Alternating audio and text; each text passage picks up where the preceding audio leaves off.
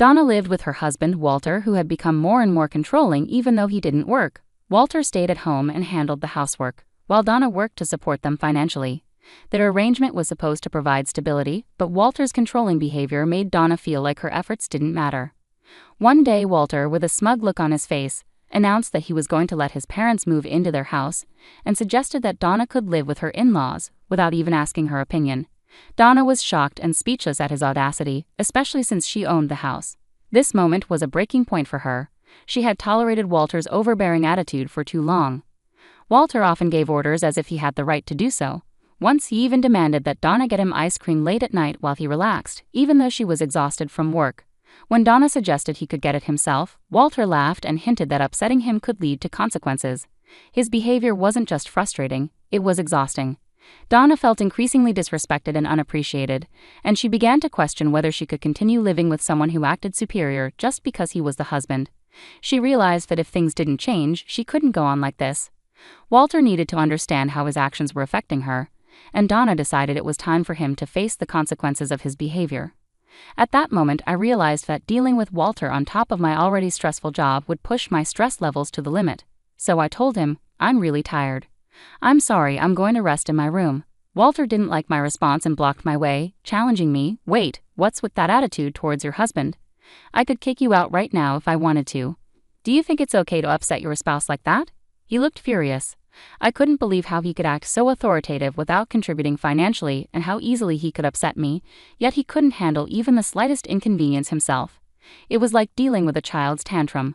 "I'm sorry, but I'm exhausted. Please, just try to understand," I replied, forcing a smile, no longer wanting to argue. Walter sighed deeply and muttered, "You're such a disappointment as a wife." I didn't have the energy to argue, so I simply repeated, "I'm sorry," and retreated to my room. Day by day, Walter's overbearing behavior wore me down, but I was too exhausted to confront him. Then one day I caught a severe cold, which the doctor said was caused by stress. I was so sick that I couldn't move, so I took a day off from work and could only lie in bed. When I told Walter about my condition, he snapped, "A cold? That's just an excuse. Go to work. You're useless." His harsh words seemed to make my fever worse. He declared, "I won't be taking care of you. This is your mess, deal with it." So I was left alone in my room, moaning from the fever, with no one to help. I was too weak to prepare anything for myself and didn't want to face Walter again for fear of more verbal abuse. My temperature reached 100 degrees Fahrenheit, and the fever was so intense that my body was drenched in sweat. I couldn't even get up to change my soaked clothes. I lay there, thinking about how much easier things might be if I could just pass away. With these grim thoughts, I endured a painful night alone. Maybe it was the fever talking, but deep down, I knew something had to change. Throughout the night, as the sun disappeared and the stars took over the sky, a deep sense of loneliness and doubt overwhelmed me. I longed for Walter's support, not even to cure my fever, but just to bring me an ice pack, apply a cool compress, and ask if I was okay. Sadly, this was just a fantasy. Instead, the words I received from him were harsh and uncaring, cutting deep and stirring up new anxieties. I questioned why I was the only one suffering, wondering what I had done wrong and why things couldn't be smoother between us. Once these thoughts started, I couldn't hold back the tears. The pain was just too much. After 5 days of rest, my fever finally subsided enough for me to return to work. My colleagues and bosses expressed their concern, asking if I was truly okay to be back. Although I was still recovering, I felt I had to support our household financially and couldn't afford more time off. Their genuine concern touched me deeply, such a stark contrast to Walter's indifference, and it nearly brought me to tears again. At this point, a voice inside me screamed that I couldn't continue dealing with Walter's behavior. I was pushing myself too hard, ignoring the signs that this way of life was unsustainable. Deep down, I knew I couldn't keep going like this without eventually collapsing from the strain. By now, my feelings for Walter had significantly faded, yet I didn't have the energy to think about separation. Amid these overwhelming emotions, I dragged myself through my days, working hard, returning home exhausted, and catering to Walter's unpredictable demands. This had become my daily routine.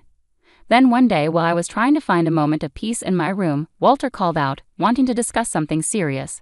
It had been a long time since we had a real conversation. Typically, Walter would make big decisions on his own. With a heavy heart, I sat down for the discussion, fearing what might come next. To my shock, Walter, with unexpected enthusiasm, announced, "I'm going to let my parents live in this house. You can't even cook, so you need to leave." The first word that slipped out of my mouth was, "What?" He continued, "You need to leave because you're going to live with my in-laws." I was stunned, unable to believe his selfish demands. The situation had reached a breaking point, and I realized something had to change. As Walter continued, he revealed his plans to change the ownership of our house, transferring it to his name and his parents'. He bluntly stated his intentions to divorce me and start a new life, declaring that his decision was final, and that my opinion didn't matter. I felt utterly disregarded, my feelings trampled under decisions made without my consent. Walter, puffed up with his man-of-the-house ego, seemed only concerned with his own desires. My heart sank as I realized the impossibility of continuing life with him. Ignoring my growing detachment, Walter sneered, "You love me so much, don't you? I know this is shocking coming from a husband you love so dearly, but I'm sorry. I just want to take care of my family. Please understand." His words, meant to sound considerate, felt more like a scolding. I wanted to shout that he was wrong. Any affection I once felt for Walter had vanished, leaving only disbelief at his selfishness and regret for not ending things sooner. Why hadn't I left him earlier? If I had, maybe he wouldn't have had the chance to exploit and demean me so thoroughly. I even resented my past self for being too lenient with him. Seeing my visible distress, Walter misinterpreted my pain as lingering love, thinking I couldn't bear the thought of divorce. But he was mistaken. My feelings for him had long since faded into nothing more than disdain for a man who wrongly believed I still cared. Determined to set things straight, I said firmly, "Fine, then I'll leave." Walter gasped, "What?" He hadn't anticipated my readiness to accept the divorce and move on. He needed to understand that the old me who always bailed him out was gone for good. From now on, whatever happened to Walter, he would face it without me because our relationship was over. Seeing my resolve, Walter stood shocked and frozen. I seized the moment to head to my room and pack the essentials. I knew I couldn't take the larger items today and would need to arrange for movers later. As I began to pack, Walter hurried over, perhaps finally realizing the seriousness of the situation. His voice tinged with uncertainty, he asked, "Are you sure about this? If we divorce, we'll be strangers." I smiled softly and replied, "I've already fallen out of love with you. Letting go feels like a weight has been lifted off my shoulders." Hearing this, Walter stood there looking bewildered and lost. I nodded, thanked him for the years we had together, and walked out of the house. His worried expression lingered in my mind as I returned to my parents' home. When I explained everything to my parents, they were initially furious about Walter's behavior, but soon calmed down, reassured by my resolve and the plan I had in place. I began to recover at my parents' home, taking the first steps by initiating the divorce proceedings. After I sent the divorce papers, Walter messaged me, "Are you sure about this? I don't know if it's really a good thing, but I don't have any feelings for you anymore. If we've gone this far, there's no turning back."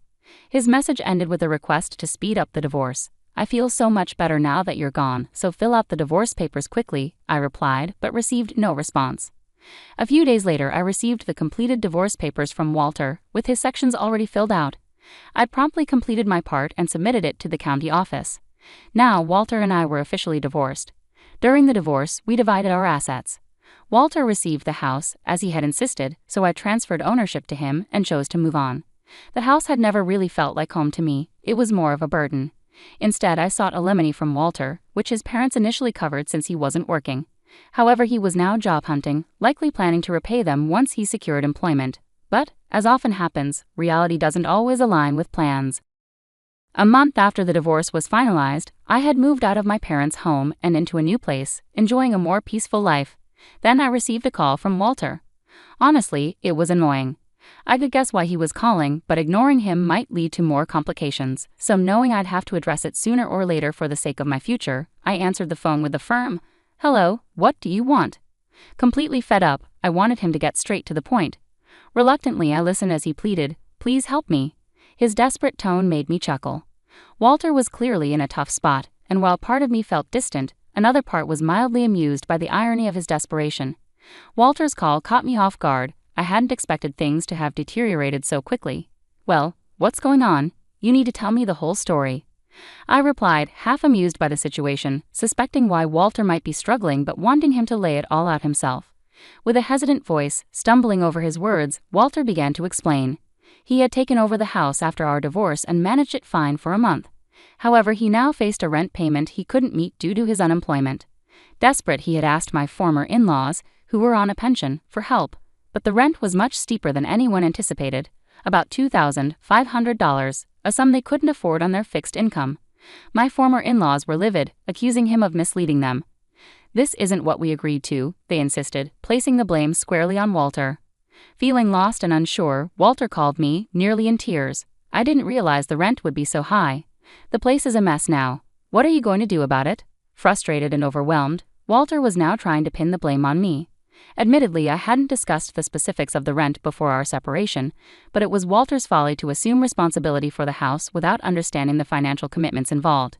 He had pushed me away, treating me like an outsider, and now he was facing the consequences of his decisions. Despite this, he seemed unable to accept responsibility and reached out to me for help. I couldn't help but sigh at his audacity.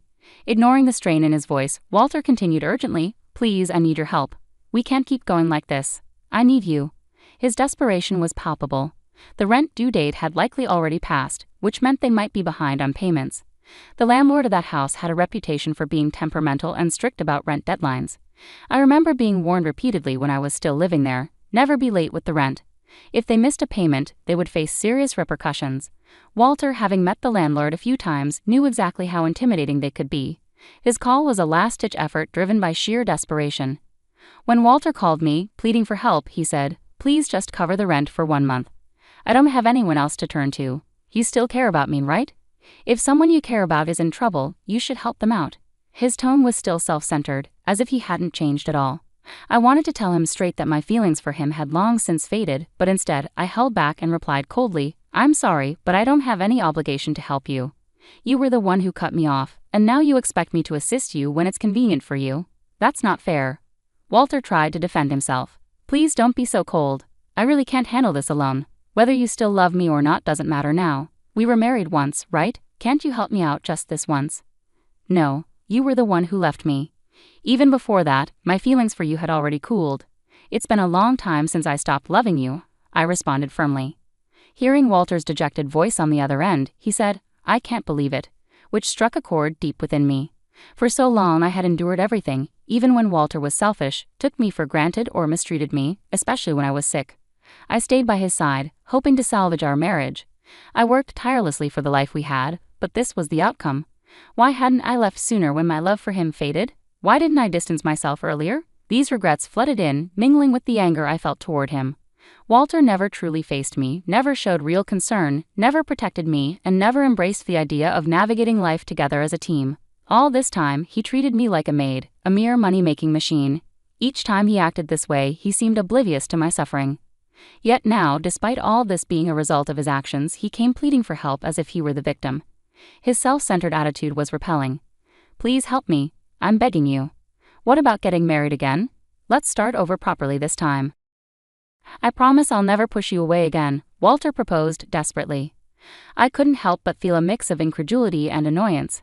How could he think a simple plea for help could erase the years of neglect and misunderstanding? His desperation was evident, but so was the clarity of my decision not to fall back into the same pattern. I had moved on, and it was time for Walter to do the same. I chuckled bitterly at Walter's desperate suggestion. "Are you kidding me? All of this is the result of your actions. I've been trying to find peace in my way for a long time. I kept hoping you would face reality, and now you want me to start over with you, pretending none of that ever happened? Do you expect me to go back to those miserable days? That's never going to happen. I refuse to return to that life, no matter what." Emotions overwhelmed me, and tears started to flow. I couldn't tell if they were from anger or sadness. Walter remained silent on the other end, having nothing to say in response to my words. Unable to continue the conversation any longer, I simply said, "Goodbye," and hung up. Walter didn't call back, and to avoid hearing his voice ever again, I blocked his number. Later I heard from mutual friends that Walter and his family were evicted from their home. Walter had tried to persuade my former in-laws to cover his rent, but they were furious, refusing his request and further upsetting the landlord. With no other options, they were forced to leave. Walter hasn't had much luck finding a full-time job and is now working part-time to make ends meet. Meanwhile, my former in-laws had to sell their house and are now crammed into a rundown apartment, all three of them together. Meanwhile, I've been deeply focused on my work, and my boss has even discussed a promotion with me. There's a possibility I might become the first female manager in our company, and I've been receiving admiration from both colleagues and juniors. Sometimes friends inquire if I'm thinking about getting married again. Honestly, after my past experiences, I have a rather negative view of marriage. The idea of dating or marrying again doesn't appeal to me right now, but life is long and there's no rush. Many people in this generation live their entire lives happily unmarried. What matters most to me is living a life without regrets and staying true to myself. With that in mind, I want to continue navigating life at my own pace, embracing whatever comes my way with strength and independence.